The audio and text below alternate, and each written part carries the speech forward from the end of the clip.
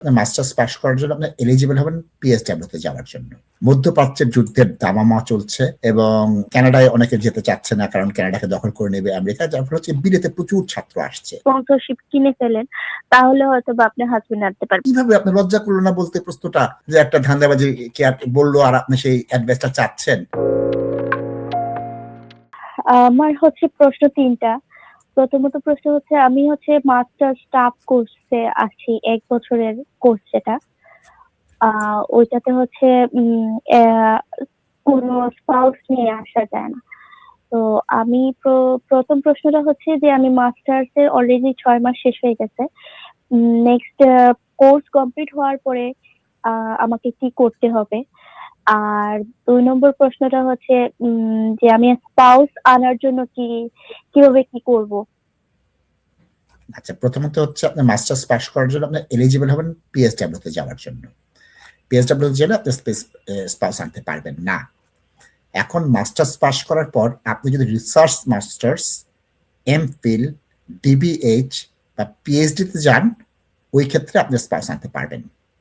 এবং এক্ষেত্রে কি হচ্ছে, আপনার ১ বছরের একটি কোর্স এসেছেন, পাস করার পর নতুন ক্লাস নিতে হবে। কাজ যে কোনো বিশ্ববিদ্যালয়ে নিতে হবে কিসের জন্য? রিসার্চ মাস্টার্স ২ বছরের জন্য যদি নেন, এমফিল, ডিবিএইচ, পিএইচডি। কারণ আপনাকে দেখতে হবে ওই অর্থ সংস্থানে আছে কিনা ২ বা ৩ বছরে পড়ার জন্য, এবং আপনাকে কোন বিশ্ববিদ্যালয়ে নেবে। কারণ অনেক ছাত্রছাত্রী এখন চাচ্ছে এগুলো করতে।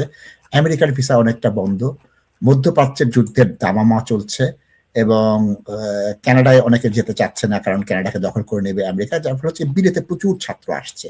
এবং তাদের মধ্যে কি হচ্ছে, অনেকের অর্থনৈতিক মেরুদণ্ড ভালো, পিতামাতা ধনাঢ্য, তারা কিন্তু এসব কোর্সে চলে যাচ্ছে।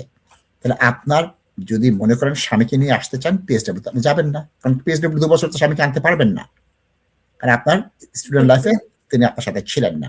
এখন থেকে খোঁজা শুরু করেন এমফিল, রিসার্চ মাস্টার্স বা পিএইচডি কোনটায় যাবেন, বা ডিবিএইচ এ যাবেন কিনা। বিশ্ববিদ্যালয়গুলো খুঁজেন কোনটা বেশি বা আপনার সামর্থ্য অনুযায়ী আপনার টিউশন ফি আছে। আপনার হয়তো বা ৪০,০০০ বা ৩০,০০০ পাউন্ড প্রতি বছর দেওয়ার সামর্থ্য নেই, ২০,০০০ আছে, ১৮,০০০ আছে, ১৬,০০০ আছে, সেগুলো খুঁজেন। কাজ করে যেটা আপনি দিতে পারবেন, ওটা স্বামী আসলে যদি ফুল টাইম কাজ করে তাহলে তো সম্ভবই। ফুল টাইম কাজ করে ২৫-৩০,০০০ পাউন্ড এখন ইনকাম করা সম্ভব। দুজন যদি কাজ করেন ৪০,০০০ পাউন্ড ইনকাম করলেন, থেকে খেয়ে ১৪-১৫,০০০ পাউন্ড টিউশন ফি দিলেন, সংসারও হলো। এই বিষয়টা আপনার একান্ত নিজের সাথে জড়িত।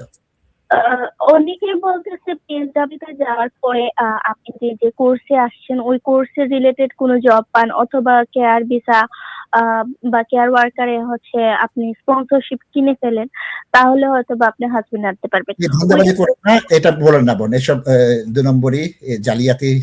আমি ২০ বছর ধরে উত্তর দেই না, এই জালিয়াতির প্রশ্ন লাইভে করেন না যে কিনেন। কিভাবে আপনি লজ্জা করলো না বলতে প্রশ্নটা, যে একটা ধান্দাবাজি কে বললো আর আপনি সেই অ্যাডভাইসটা চাচ্ছেন যে কেয়ার ভিসা। কেয়ার ভিসা তো আপনি হাজবেন্ড আসতে পারবেন, আপনি কেন যাবেন? আর কেন প্যাকেজ কিনবেন মাস্টার্স করে এই দেশে? মাস্টার্স করে আপনি স্কিল ওয়ার্কার জবে যাবেন, কেয়ার ভিসায় কেন যাবেন? আমি সত্যি দুঃখিত বোন, এই ধরনের মানসিকতা রাখেন না। আল্লাহ আপনাকে যোগ্যতা দিবে, আপনি পিএইচডি করেন, এমফিল করেন, স্বামীকে নিয়ে এসে সংসার শুরু করেন, তারপর পিএইচডি যাবেন। ২ বছরের করেন বা ৩ বছরের পিএইচডি করেন, এমফিল করেন, তারপর পিএইচডি যাবেন। আপনি এবং আপনার স্বামী তার মধ্যে চাকরি খুঁজবেন, দক্ষতা, যোগ্যতা, অভিজ্ঞতায় বিলেতে থাকার যে অভিজ্ঞতা, এটা আপনি পাবেন আশা করছি। ধন্যবাদ আপনাকে, ধন্যবাদ।